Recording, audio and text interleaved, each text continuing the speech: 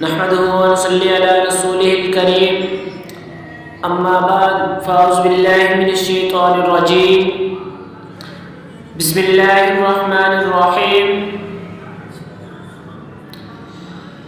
لن تنالوا البر حتى تنفقوا مما تحبون صدق الله العظيم وصدق رسوله النبي الكريم ونحن على ذلك لمن الشاهدين والشاكرين والحمد للہ رب العالمین۔ میرے واجب الاحترام بھائی بزرگ و دوستو، میں آپ حضرات کے سامنے آج ادائیگی زکوٰۃ کے ادا کے حوالے سے کچھ گفتگو کروں گا۔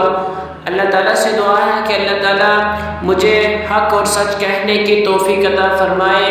میرے واجب الاحترام، میں نے آپ حضرات کے سامنے قرآن مجید کی آیات مبارکہ پڑھی ہے۔ اے ایمان والو، تم کامل نیکی کو حاصل نہ کر سکو گے جب تک کہ اس چیز کو خرچ نہ کرو جو تم کو محبوب ہے، جو تم کو پسند ہے۔ یہ سورۃ آل عمران آیت نمبر 92 میں یہ فرمایا ہے کہ اے ایمان والو، تم کامل نیکی کو حاصل نہیں کر سکو گے جب تک کہ اس چیز کو خرچ نہ کرو جو تم کو محبوب ہے۔ تو حضرت امام غزالی رحمۃ اللہ علیہ فرماتے ہیں کہ جو شخص زکوٰۃ کو آخرت کے لیے ادا کرنا چاہے اس کے لیے کچھ آداب ہیں۔ ان آداب کا لحاظ کرتے ہوئے اپنی زکوٰۃ ادا کرنی چاہیے۔ ان میں سے پہلا ادب جو ہے، زکوٰۃ کی ادائیگی میں بہت جلدی کرے، کیونکہ اس سے حق تعالیٰ کے حکم میں رغبت کا اظہار ہوگا اور فقراء کے دلوں میں خوشی پیدا ہوگی، اور دیر کرنے میں اپنے اوپر اور مال کے اوپر کسی قسم کی بیماری اور آفت آ جانے کا بھی اندیشہ ہوگا۔ دوسرا ادب، زکوٰۃ کو مخفی طریقہ سے ادا کرنا چاہیے اور لینے والے کی پردہ پوشی کرنی چاہیے، اور اس کو ذلت سے بچانا ہے، افضل یہی ہے۔ تیسرا ادب یہ ہے، اگر کوئی دینی مصلحت اظہار کی ہو، مثلا دوسروں کو ترغیب دلانا مقصود ہو، یا دوسرے لوگ اس فعل کا اعتبار کرتے ہوں، تو اس وقت اظہار افضل ہے، ظاہر کر سکتے۔ چوتھا ادب، اپنے صدقہ کو مننے اور اعضاء سے برباد نہ کرے۔ من کے معنی ہے احسان کرنے والا، احسان کرنے کے، یعنی جس پر صدقہ کیا ہے، جس کو زکوٰۃ دی ہے، اس پر صدقہ کا احسان جتائے، اس پر احسان جتائے، میں نے آپ کو اتنے پیسے دے دیے، ایسے ایسے۔ اور عزا کے معنی تکلیف کے ہیں، یعنی اس کو تکلیف اس گھمنڈ تک پہنچائے کہ اپنا دستغیر ہے، محتاج ہے، میں نے زکوٰۃ دے کر اس پر احسان کیا۔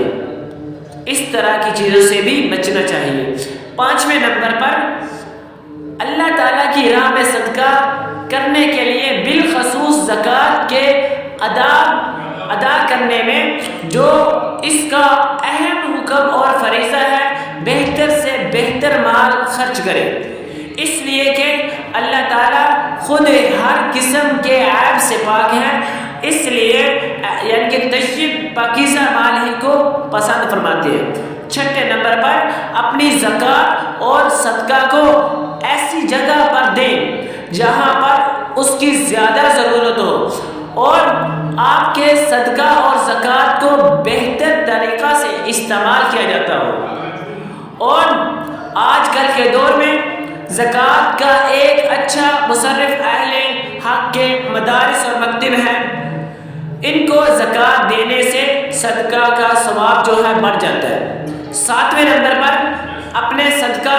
اور زکوٰۃ کو کم تر سمجھے، اس کو بڑی چیز سمجھنے سے عجب اور گھمنڈ پیدا ہو جانے کا اندیشہ ہے، جو بڑی ہلاکت کی چیز ہے اور نیک اعمال کو برباد کرنے والی ہے۔ زکوٰۃ صدقات کی ادائیگی میں جتنے آداب کا زیادہ خیال رکھیں گے اتنا اجر بھی زیادہ ہوگا۔ اللہ تعالیٰ سے دعا ہے کہ اللہ تعالیٰ جو میں نے آپ حضرات کو سنایا اور آپ نے سنا اس پر عمل کرنے کی توفیق عطا فرمائے اور زکوٰۃ کو صحیح طریقے سے ادا کرنے کی توفیق عطا فرمائے۔ وآخر دعوانا ان الحمد للہ رب العالمین۔ السلام علیکم۔